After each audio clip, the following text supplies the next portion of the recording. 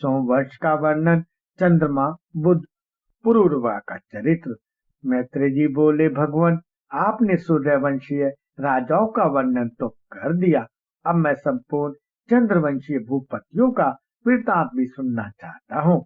जिन स्थिर कीर्ति महाराजाओं की संतति का सुयश आज भी गान किया जाता है, हे ब्राह्मण प्रसन्न मुख से आप उन्हीं का वर्णन मुझसे कीजिए।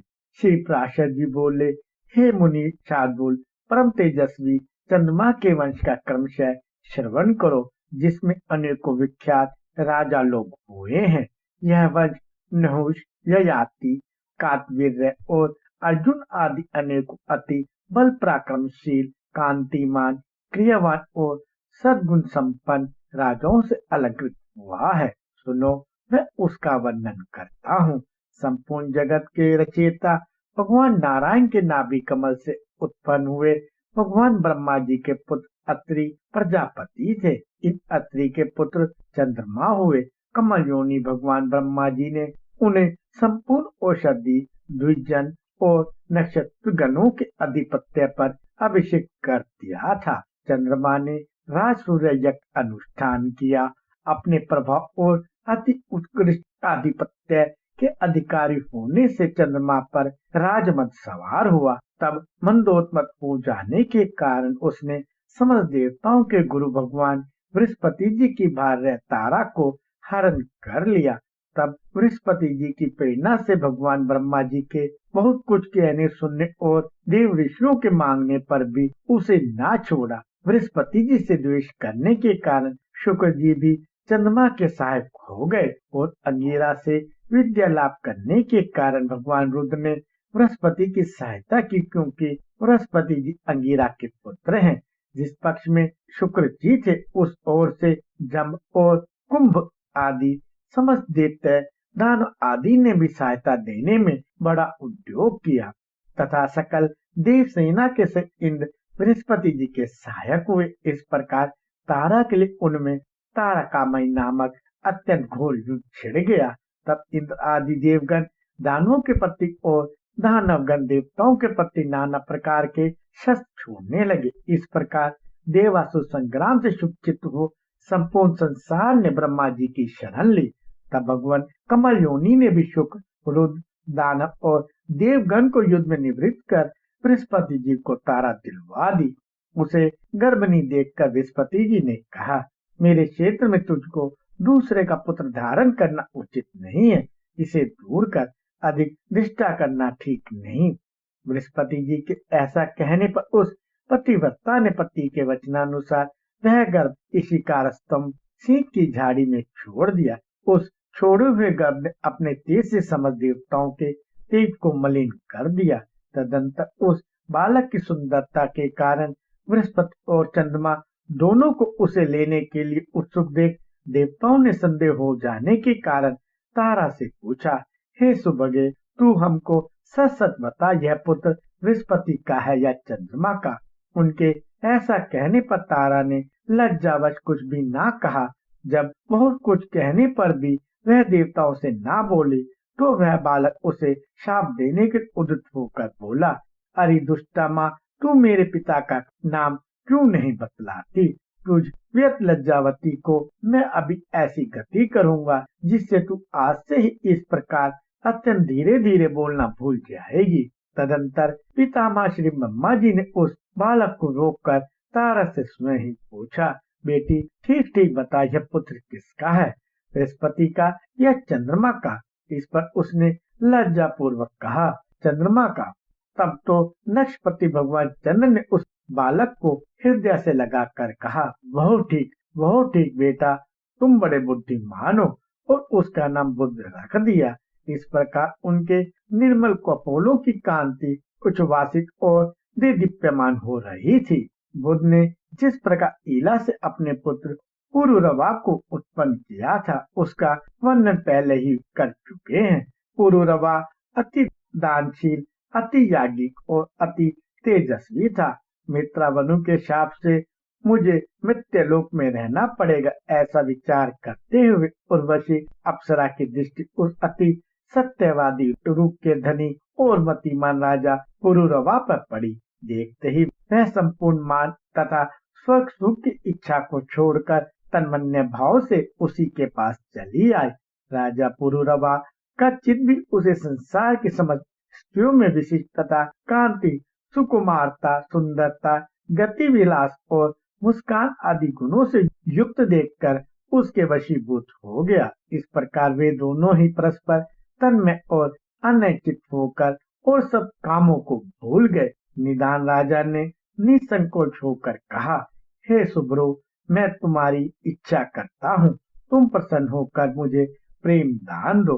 राजा के ऐसे कहने पर उर्वशी ने भी लज्जावश स्खलित स्वर में कहा, यदि आप मेरी प्रतिज्ञा को निभा सके तो अवश्य ऐसा ही हो सकता है। यह सुनकर राजा ने कहा, अच्छा, तुम अपनी प्रतिज्ञा मुझसे कहो। इस प्रकार पूछने पर वह फिर बोली, मेरे पुत्र, इन दो मेषों भेड़ों को आप कभी मेरी शैया से दूर न कर सकेंगे। मैं कभी आपको नग्न न देख पाऊं और केवल धृत ही मेरा आहार होगा। यही मेरी 3 प्रतिज्ञा है। तब राजा ने कहा, ऐसा ही होगा। तदंतर राजा पुरुरवा ने दिन दिन बढ़ते हुए आनंद के साथ कभी अलकापुरी के अंतर्गत चैत्रक आदि वनों में और कभी सुंदर पद्म खंडों से युक्त अति रमणीय मानस आदि सरोवरों में विहार करते हुए 60,000 वर्ष बिता दिए। उसके उपभोग सुख से प्रतिदिन अनुराग के बढ़ते रहने से उर्वशी को भी देवलोक में रहने की इच्छा नहीं रही।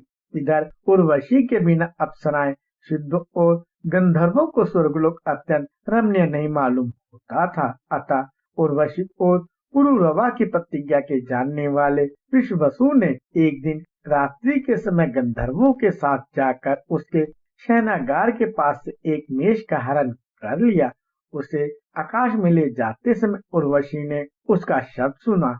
तब वह बोली, मुझ अनाथा के पुत्र को कौन लिए जाता है, अब मैं किसकी शरण जाऊं। किंतु यह सुनकर भी इस भय से कि रानी मुझे नंगा देख लेगी, राजा नहीं उठा। तदंतर गंधर्वगण दूसरा भी मेष लेकर चल दिए। उसे ले जाते समय उसका शब्द सुनकर भी उर्वशी, हाय, मैं अनाथा और वृत्तहीना हूँ और एक कायर के अधीन हो गई हूँ, इस प्रकार कहते हुए 8 स्वर से विलाप करने लगी। तब राजा यह सोचकर इस समय अंधकार है, अतः रानी मुझे नग्ना देख सकेगी, क्रोध पूर्वक, अरे दुष्ट, तू मारा गया, यह कहते हुए तलवार लेकर पीछे दौड़ा। इसी समय गंधर्वों ने अति उज्ज्वल विद्युत प्रकट कर दी। उसके प्रकाश में राजा को वस्त्रहीन देखकर प्रतिज्ञा टूट जाने से उर्वशी तुरंत ही वहां से चली गई। गंधर्वगण भी उन मेषों को वहीं छोड़कर स्वर्गलोक में चले गए।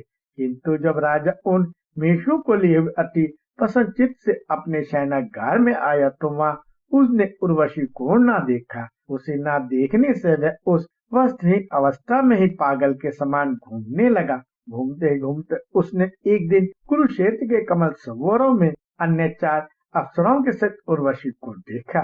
उसे देखकर वह उन्मत्त के समान, हे जाए, ठहर, अरि हृदय की निष्ठुरे, खड़ी हो जा, अरि कपट रखने वाली, वार्तालाप के लिए तनिक ठहर जा, ऐसे अनेक वचन कहने लगा। उर्वशी बोली, महाराज, इन अज्ञानियों की सी चेष्टाओं से कोई लाभ नहीं। इस समय मैं गर्भवती हूँ।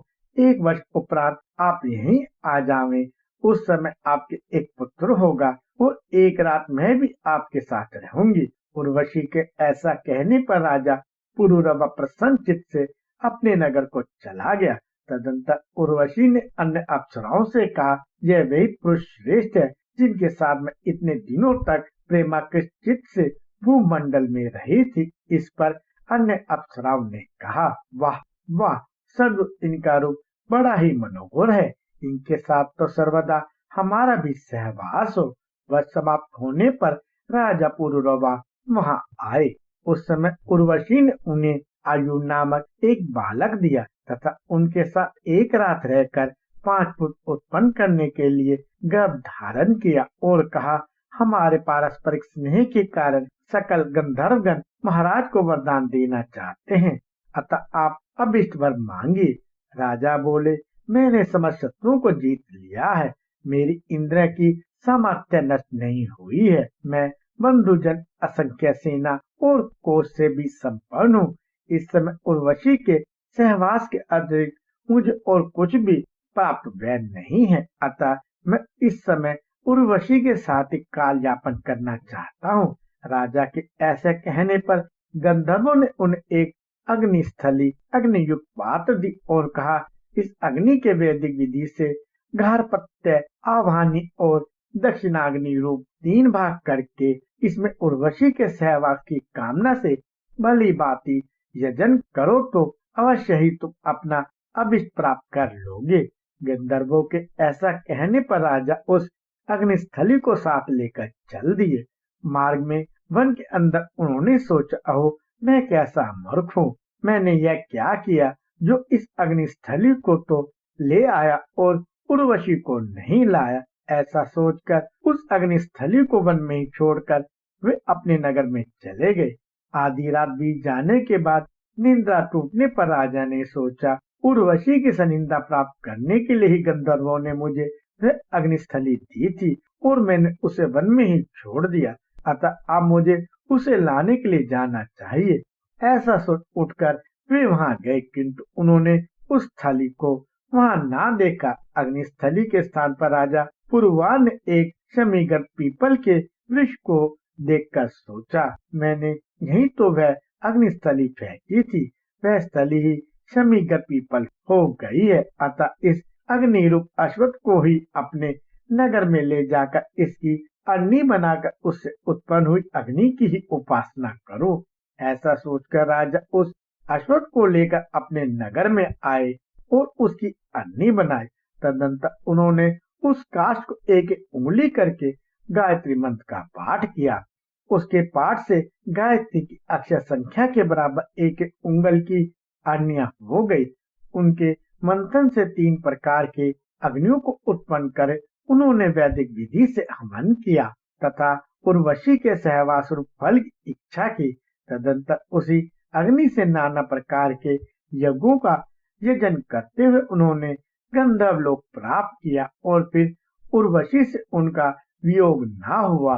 पूर्व काल में एक ही अग्नि था, उस एक ही से इस मनवंतर में 3 प्रकार के अग्नियों का प्रचार हुआ।